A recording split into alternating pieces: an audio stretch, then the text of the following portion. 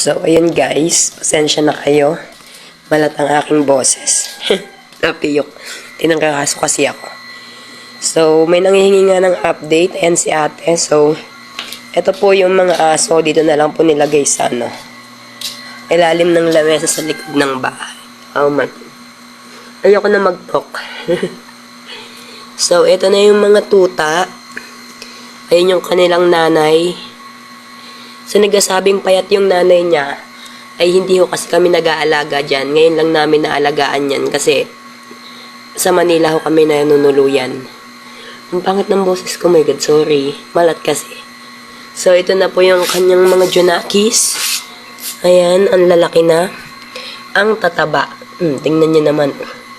Si Bochog.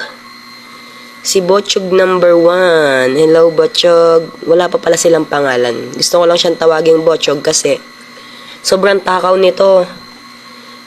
Inaagawan niya lagi yung kanyang kapatid. Tamo, ayan o. Tapos uututin niya yung kamay ko. So, ayan o, ang taba niya, no.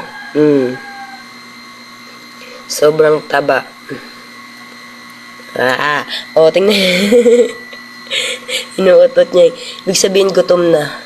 No, I'm not your mother. Wait lang, bebe. Ito yung maliit, si Snow. Wala lang. Ang puting-puti niya kasi, kaya Snow. Mulat na to. Inuutot niya yung kamay ko. Ang taba din na rin, Hi, Snow. Mukha kang daga. Areho, Ang taba na din. Dito na sila, nung mga nakaraang araw, dun sila nakatira. Mas malaking karton. Kaso nga lang, gutay-gutay na. Tapos may mga pupo na din, kaya tatapon ko na. Humingi na lang akong karton.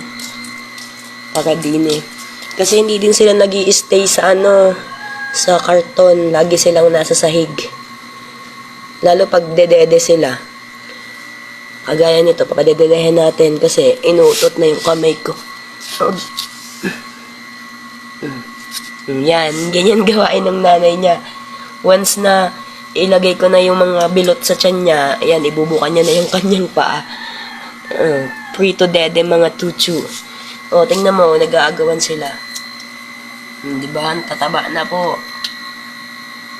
So, maliit lang higaan nila kasi. Ang lilikot kung saan nakakarating. Pagising paggabi, nandito sila.